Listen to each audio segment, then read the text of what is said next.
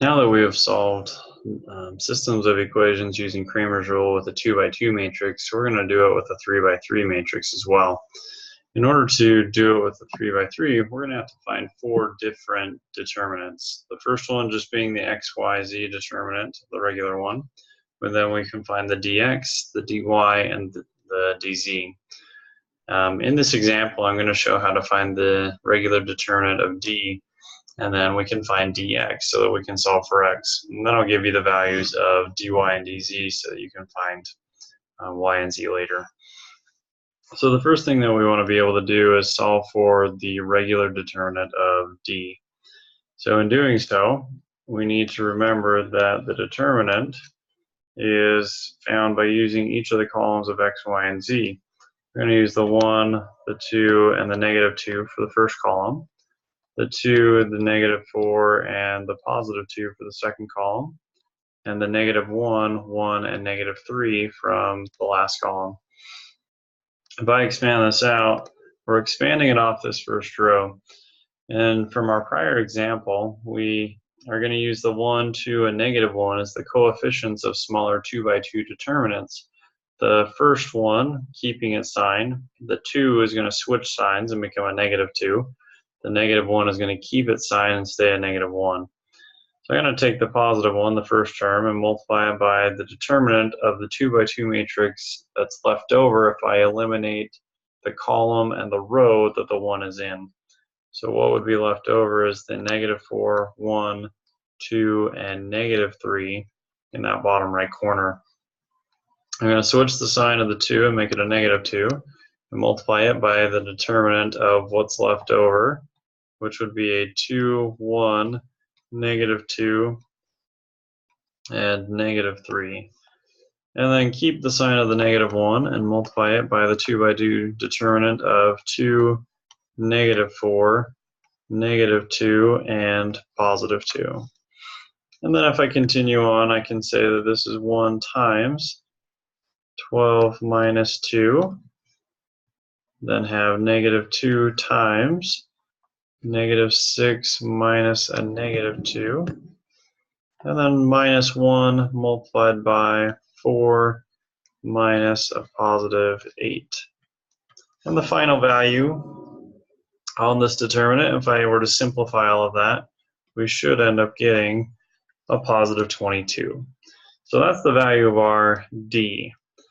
But in order to solve for either x, y, or z, we have to find a second determinant. And in our case, we're going to solve for x. So I need to find the value of dx. In order to find dx, I need to use the 3 by 3 determinant that involves the solutions of -3, -7, and 4 plugged into the x column instead of what the x's originally were. So I'm going to use that -3, -7, and +4 as my first column. And the second and third column will stay what they were. So I can put the +2, the -4, and the +2 for the second column, the -1, +1, and -3 for the third column. Now if I expand this out the same way that I did the other one, I'm going to use this top row of -3, +2, -1 as my leading coefficients. So expanding this, I end up getting -3 times the determinant of the 2 by 2 matrix left over, which is -4, 1, 2, and -3. I'm going to switch the sign of the 2 and make it a -2. And the 2 by 2 determinant left over would be -7, 1, 4, and -3. And then the -1 keeps its sign and is multiplied by the determinant of -7, -4, +4, and +2.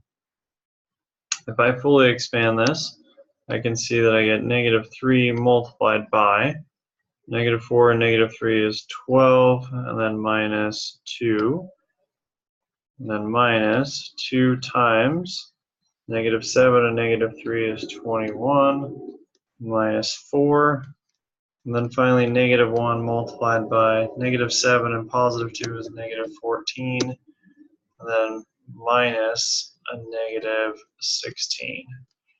And the value on that, if I were to simplify all of that, would end up being negative 66. Now, just like when we had a 2 by 2 determinant, if I want to solve for x, I'm going to take the value of my dx, which in this case was negative 66, and divide it by our value of d. So if I divide negative 66 by 22, I end up getting a negative 3 for my x value. So with this system of equations, we can see that x is equal to negative 3.